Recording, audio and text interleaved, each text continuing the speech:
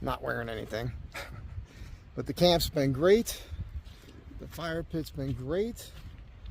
And I'm gonna walk you down. I gotta cook something to eat here pretty soon, because it is it's almost noon according to the Samurai, the Seiko Samurai. Nice heavy duty dive watch here. So I just spent 2 hours this morning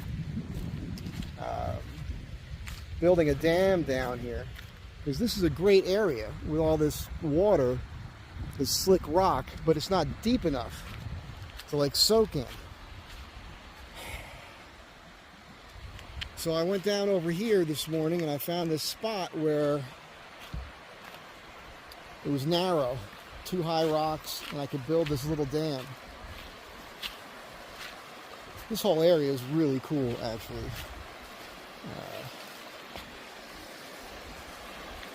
You know, if I was to come back here, I'd bring a push broom, I'd sweep all this off. This would be a great place to, you know, have a bunch of people hang out.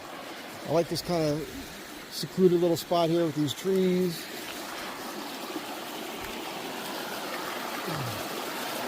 You see down here, it's still shallow. And over here, it's a slick rock. It goes down on an angle here, it goes up there, it goes back down there. Cold water. Let me get in it. Oh, okay. It's really nice, man. Oh, it's chilly, but you get used to it real quick. I can't show anything on YouTube here, so I hope this is okay. I did this once already, and I had it on the super wide angle, and when I was doing this here, yeah, you see it all. And I knew that wasn't going to fly. I'm going to turn around here, and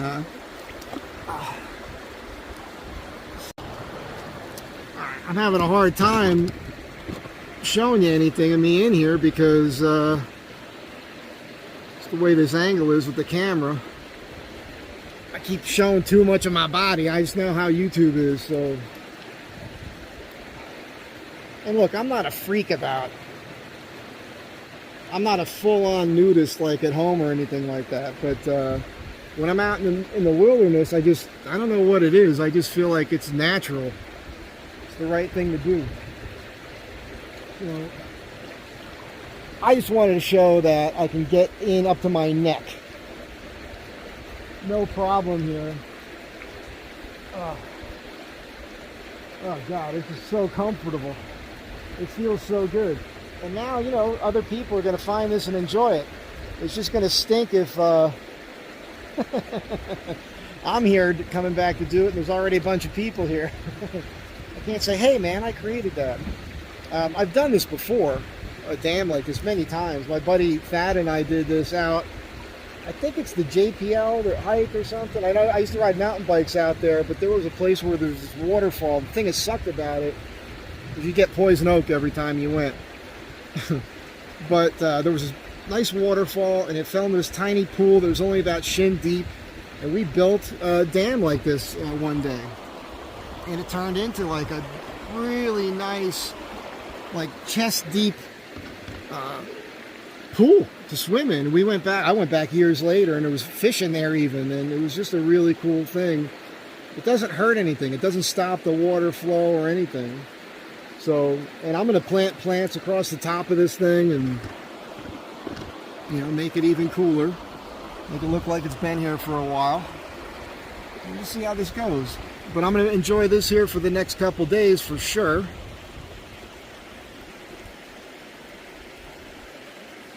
I'm in my element, man. I'll tell you, if I could somehow come into enough money to just get some little tiny piece of land that had water like this on it, I would live in a friggin' shack.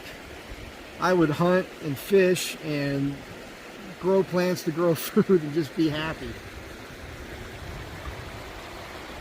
Is the universe listening?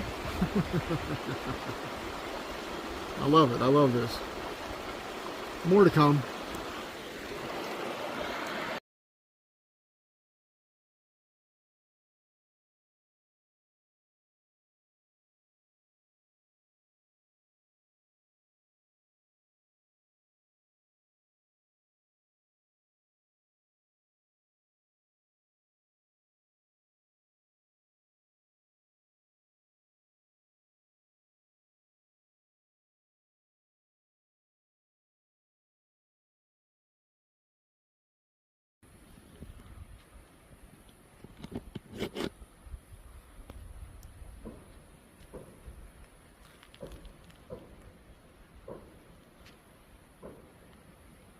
You hear that? Ooh. That's a little automatic gunfire and some louder stuff. It's coming right from where I was hiking yesterday too, where I was firing my 357. So, glad I'm not walking around over there today.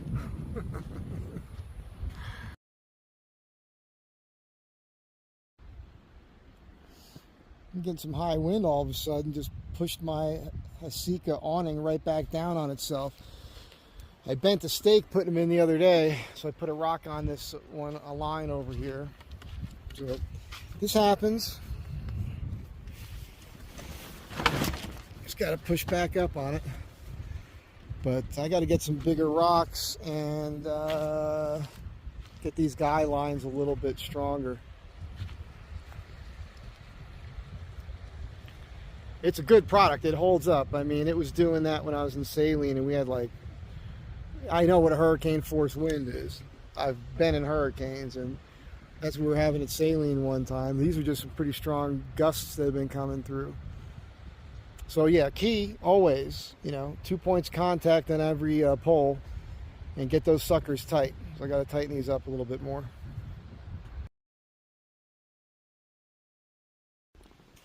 See if we can get this going with a spark tonight. I am spent, man. So tired. Just beating myself up here on this trip.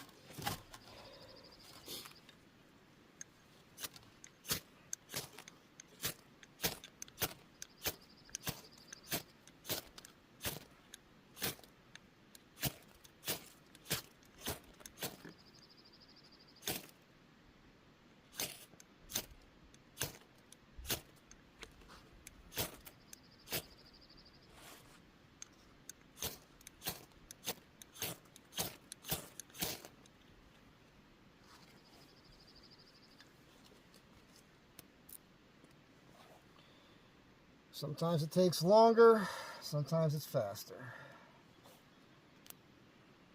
But I've started a lot of fires with that ferro rod. My brother made it for me.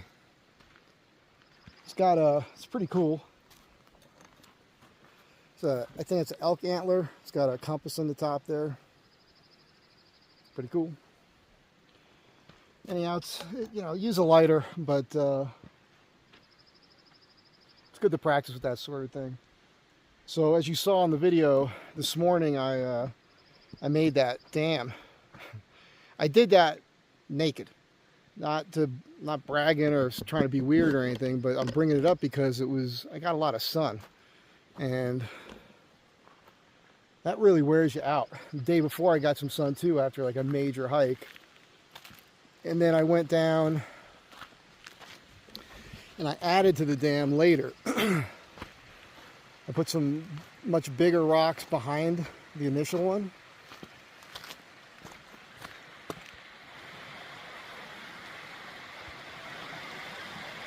I want to make it pretty substantial, because I don't want somebody to come along and be like, oh, somebody shouldn't have done this, try to kick it over. I want to make it so that there's so much work involved to tear it down that nobody wants to tear it down.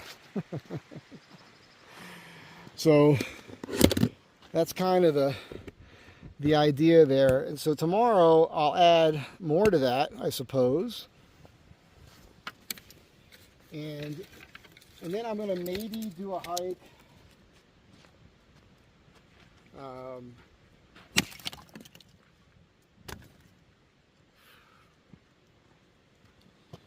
to find those waterfalls again, because I need to figure out what I did wrong yesterday when I got disoriented again. There's a portion of the video where I'm talking about where I didn't understand where I was, and the water's behind me, and you can see that spot. It might look familiar. It's the spot where Dan took me in the water crossing, and it looked really familiar. I was like, it can't be that spot, because the water's running in the wrong direction. But actually, If I had followed that, that would actually taken me to the waterfalls. If I had walked up it, it would have taken me right here. Instead, I went ahead and, you know, went in the wrong way. I don't know how I did it, but I ended up way over here. As you guys know, if you watched the video. Then I came down this road and everything was fine. So, with that big hike I did yesterday and the sun I got yesterday, and then the sun I got today, and doing all that work, lifting a bunch of boulders, I did a lot of soaking in the water there. I was spent. So today I guess I'm giving you guys a play-by-play of what I'm doing every day on this trip. Are you bored yet? I organized the inside of the van a bit. I had a crap ton of redundancy, man. It was ridiculous. And I got 2 of my survival shirts in there. I don't know why. I don't need that. Those are those wool shirts I made, those military shirts that I sewed pockets, put a bunch of gear in them. And I don't know, man. I gotta like lighten the load in the van, kind of. I got an ammo can in there that I found a bunch of stuff to do. Like I've got a rivet gun with rivets. I've got a thing of stainless steel bolts, different sizes, self-tappers, nuts, wire connecting stuff, everything I need to like do cool stuff to the van out in the middle of nowhere. And that's kind of the idea. It always has been that I kind of want to like do final fitting of the van in a place like this, you know, go somewhere, have the tools you need, and then just hang out for a week or two and do cool stuff to the van.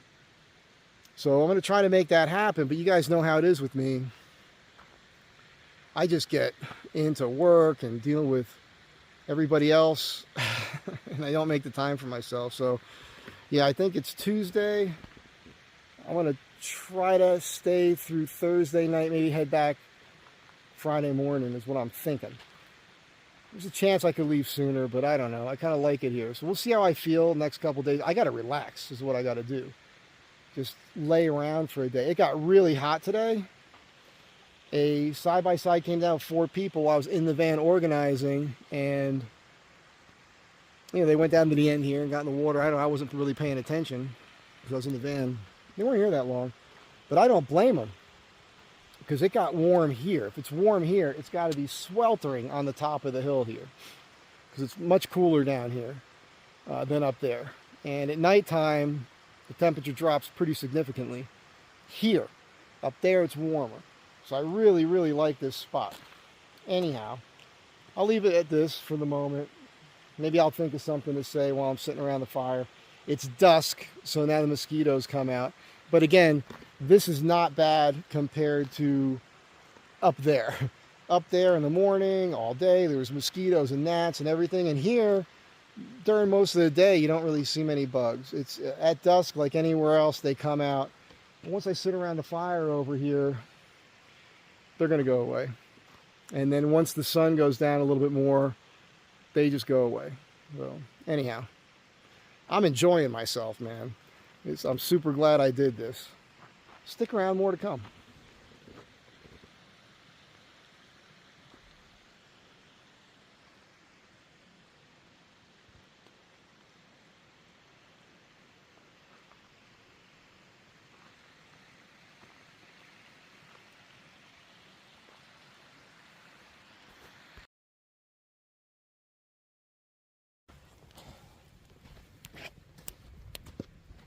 Okay, so I'm just thinking out loud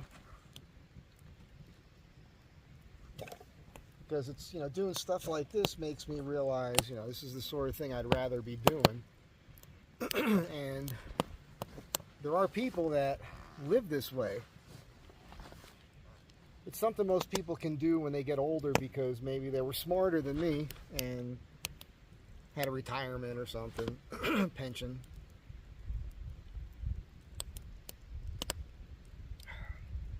I'm lucky that I'm good at stuff. I got a trade. I got a couple trades. And I could make cool stuff. Make things happen.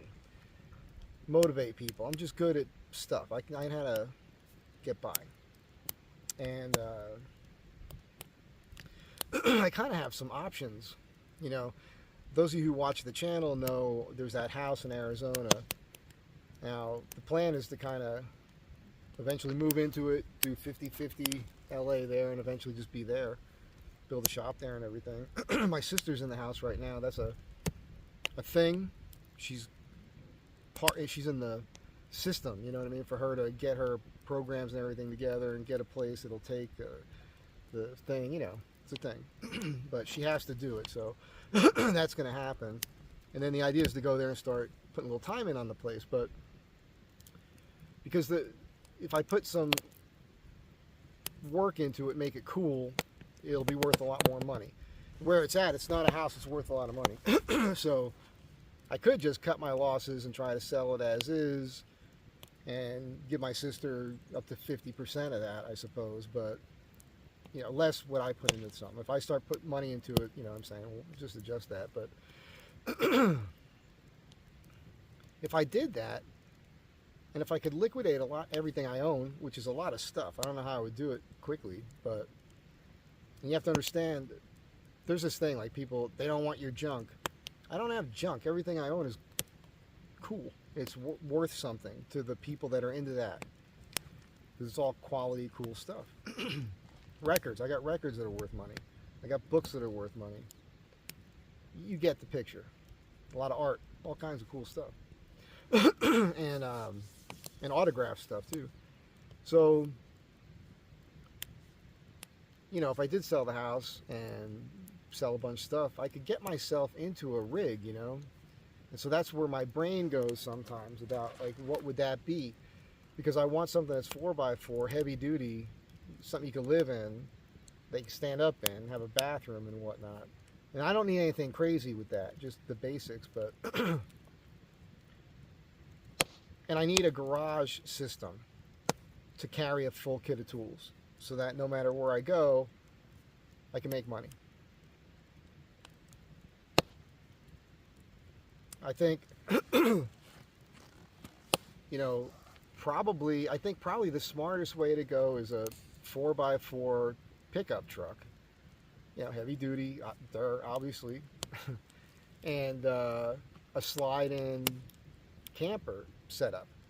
Now, there's all sorts of them out there these days. You guys might want to look up Kimbo, Kimbo.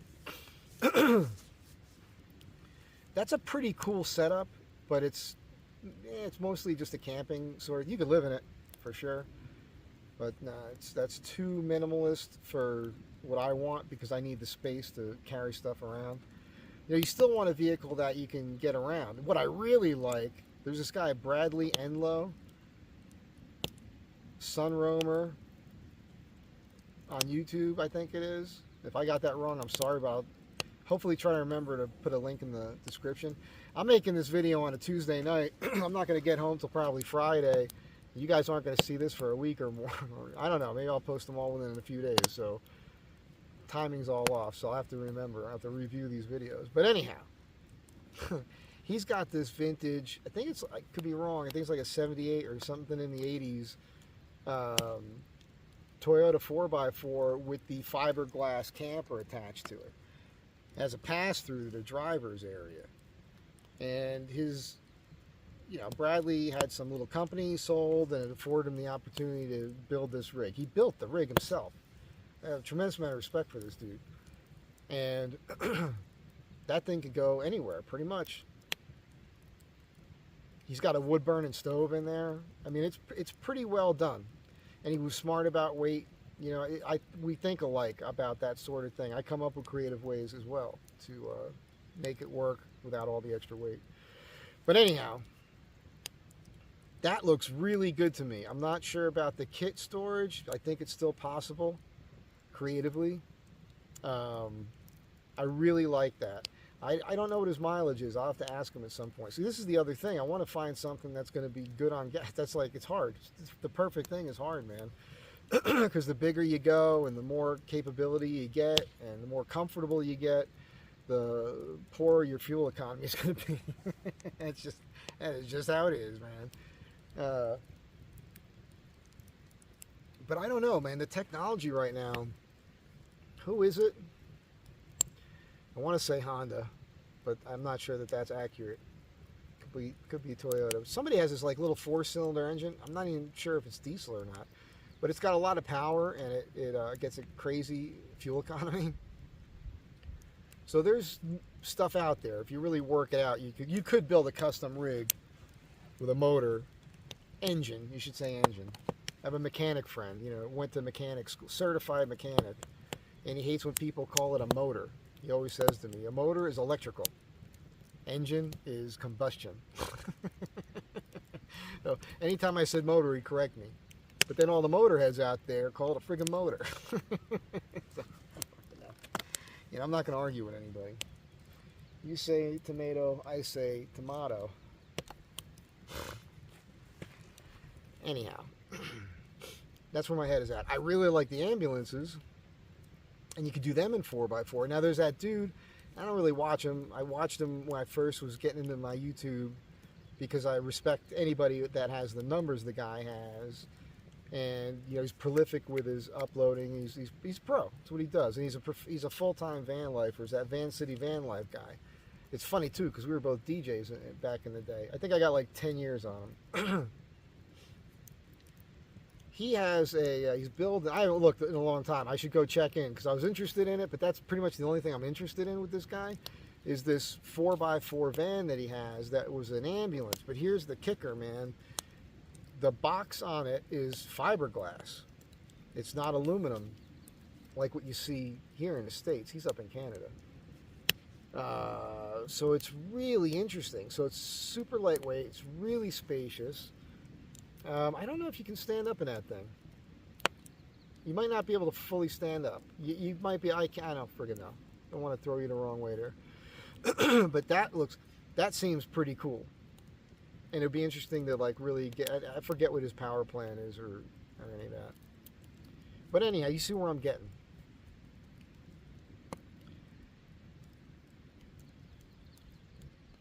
I'm going to have to make a decision on that. Because this is the sort of thing I'd much rather be doing. Just traveling around, living like this. You can live for a week or two in one spot like this. You can chase the weather. You know what I'm saying?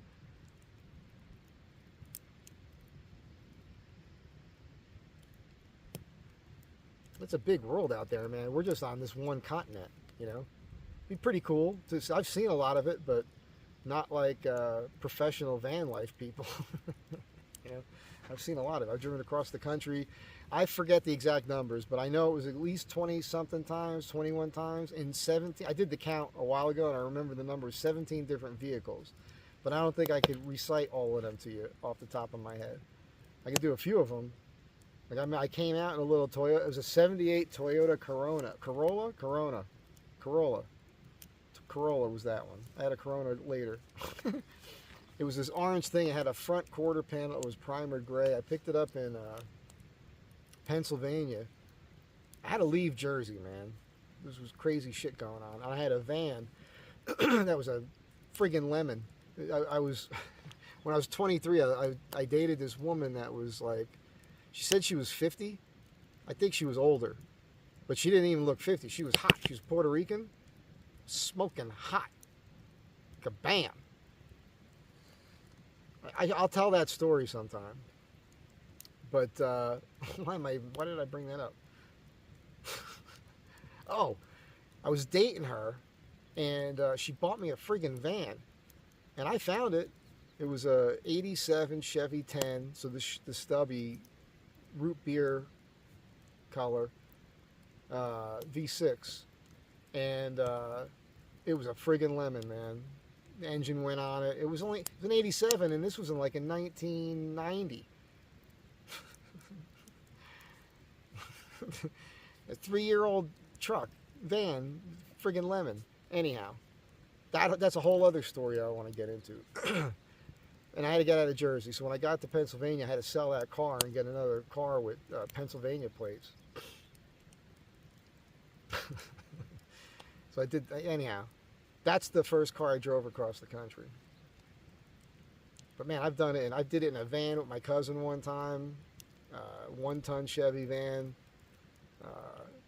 It was a blizzard of '96, New York City. They shut the city down for 24 hours. I was in the city. I was house sitting for my buddies in the Upper West Side. I got great pictures from that. I mean, the city was snowed in, man. New York City does not close often. It's an extremely rare thing. But the next morning when the city opened up, my cousin came in, picked me up. There was a funny moment with a cop. My uncle had given me an NYPD blue cap, and I had it on, and they weren't letting all these people into the city yet, but somehow my cousin got into the city, and the cop is there, and the streets are they're just full of snow. But my cousin's got this 1 ton with big meaty tires and everything, gets into the city, and he's picking me up, and the cop's like, what's going on? And I'm like, hey, sorry, like I was acting like I was a cop, He's like, like this, no big deal, He says, get it over with already.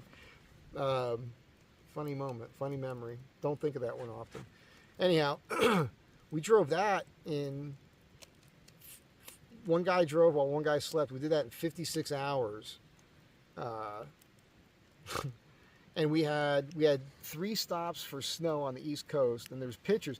I got a picture towards the end because we were moving, but it was so crazy. They were plowing the highway, and the snow was twice as high as the cars on either side of you for miles like that. And I finally thought to pick up the camera right as it ended. So it was still higher than the car, but it was insane. And so 3 stops for snow, and in Arkansas, I was driving, and the front passenger wheel went out, and ball joint went out. So tire basically, it didn't fall off, but you see what's going on here. So I didn't hit the brakes. I just steered it off the road, and Arkansas. I look at Dean's like, what are we gonna do? It's my cousin Dean, and like I see a gas station up here. I'm gonna run up there. It's about less than a quarter mile. I just ran over there. And it was these 2 guys, man. Arkansas dudes. You know what I'm saying? And I'm like, hey, we just broke down over here on the road, and we need some help. The tire went out. Looks like the ball joint went out. And the one guy looks at the other guy, and he says, we get to use the tow truck. And I go outside with them, and they got this homemade tow truck. All right? It's got a hand crank, lock and crank. It's got the thing that catches, and with a cable. All welded together, man. And they were friggin' excited to use this thing. They had not used it. It's a good story. So he gets up there, they use it, they're friggin' happy as hell, it works. We get to the station. They order the parts, and we're all talking, and I'm living in Los Angeles. My cousin's from Jersey, and there's these 2 guys, So it was a culture clash. They were cool. They were rednecks, and they were, by today's standards, pretty fucking racist. but not really. So you're like, well, it was just funny because the guy was using the N-word a lot and everything else, and I just said to him, I was like, I don't really care for that. He goes, oh, no, I got black friends. Don't get me wrong. You're like, Enos over there, he's my black friend. You just missed him, It's so funny. I'm like, no, don't worry. It's cool. I get it. I'm just saying, I'm not judging. It's, once or twice I get it, but after the 15th fucking time, cool it, man. So, you know how I am by now. But he was cool. And then turns out they ordered the wrong parts. So they get the right parts. They didn't get the 1-ton parts. So in the interim, the young guy, he's wearing overalls and everything, man. The only thing would have been better if he was barefoot and had a corncob pipe sticking out of his mouth. So, nice guy. Get me wrong. I'm just saying. So he comes back with a pistol, Chinese war trophy. It was definitely a Vietnam War trophy. It was I forget the name of the pistol. It functioned like a 1911. It was a 9mm. Looks similar to that. It had the black grips with the star on it. And the guy wanted to sell it to me, and I think he only wanted like $100 for it. But I didn't have that's how broke I was at the time. I didn't have the money. And I'm like, dude, I'd love to give you $100 for it. I can't believe I didn't have $100, man. This is, I don't even remember what year this is. This is in the 90s, like the early 90s. Blizzard of 96. I said it already. 1996, so it wasn't the early 90s. Anyhow, he hands it to me. He says, oh, yeah, my friend wants to sell it. You can shoot it right here, right behind the building. We're right next to the highway. He just wants me to go shooting. And I'm said, no, dude, it's cool. I get it. He says, well, can you unload it for me? The thing was loaded, one in the chamber. He's handing the thing to me, and he doesn't know how to unload it. So I unload it, check the magazine, and then I show him how the weapon functions. Now you know how it works, man. Don't point it at anything. You don't want it dead, you know. So they get the thing fixed, and we get on the road. And we still get to LA after all of that in 56 hours. That was crazy. This video is going to get too long. If I start going off on this, I mean, I'll start telling you about a convertible Mazda Miata trip with a girlfriend. And, I mean, there's just so many different... A rental car with a special ops guy that was on leave for 2 weeks who stayed with me. And I drove him to his new base in Florida. He did all the driving, rent a car. I mean, this is, again, there's like 20-something stories like this. Oh, man. But the idea of having something that you're comfortable in, stand up in, you got everything you need, you have ability to make money because you have your tools. I don't know, man. That sounds pretty good. Here's the hard part for me, too, is like I live comfortably. I got a really cool pad. It's very comfortable. It's very affordable because I've been there for 32 years in this one pad, so you guys can imagine. It's a good deal. It's a good deal. Even though I live in one of the most effed off cities on the planet, and the cost of living is friggin' ridiculous, my circumstances are such that my nut every month is not very large. It's very manageable. You know, I just basically work part-time when you think about it. I just make enough money just to get by. That's all I care about. I'm not about pushing myself that hard, because you see what I do when I'm working, I do push myself. So I try not to overdo it every day. You know, we all have a pace. I believe that if you stick to your pace, you can live a healthier, less stressful life. But you're not capable of doing that if you're working for somebody else. So I picked up on this when I was much younger, and I realized it. And there was a lot of other reasons, but at some point it came to my mind. You know, I was like, okay, this is good because I could do it as I need to do it and want to do it without overdoing it. So I get burnt out every once in a while because it'll be one job to the next, and then dealing with the people at the same time, which is the part that really kind of can wear on you sometimes. So, you know, I take it easy for the most part. A lot of my friends that are working, they're working hard, man. They're working hard. So, how much time do you have left, and how do you want to spend it? You know, I'm in a situation where if I wanted to pull a trigger on this, if I can make this happen, I'm thinking about it. You hear what I'm saying? So the idea would be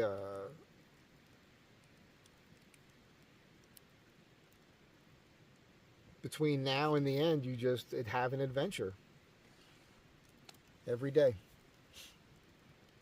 That's possible. 100% possible. It seems cool to me. It seems like a cool idea to me. You know, I still want to do some comedy stuff too, and I was thinking about that because I have not been putting as much effort into it. I've been putting a little effort into it, but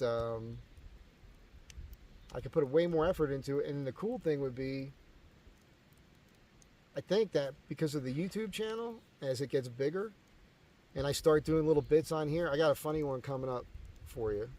It's going to include a t-shirt. That's all I'm going to say. There's going to be you'll be able to purchase a T-shirt if you like the story. This is an idea I've had for a couple decades. At that point, I didn't know I was ever going to do YouTube. It was just this other idea. But now I see this way to do it, and I think it's going to be fun. What I was thinking is maybe, I can get a little bit of a following or something if I'm funny. I don't even know, man. I'm guessing here. I got some routines. I got some bits. I got some things I could talk about that I think would be funny. So maybe I could do this thing where I'm traveling around, and maybe I could pick up a gig or something every once in a while in some local bar where maybe there's some people there that watch the channel and they'd want to see that. Sell some tickets, bar makes a bunch of money, everybody's happy. I don't know, man. I'm friggin' making this shit up as I go. That's what you're supposed to do. That's another reason why I've been living the way I do. It's because I have the ability to take chances and risk and gambles and try this, try that, try this, try that, and jump around with it. I'm not afraid to do that. It's one of the reasons why I never got tied down with a family and everything, because that's kind of been my mindset the whole time. You can't do that if you get married and have kids. Some people do it. There are freaking gypsy-minded people out there, man. Couples that live in vehicles with kids and pets and travel around. And if you think about that, those kids are going to be really interesting human beings. Think about those experiences those kids are having as they're growing up, developing. I'm just saying that this lifestyle is not like, the joke. The Saturday Night Live thing. Living in a van down by the river.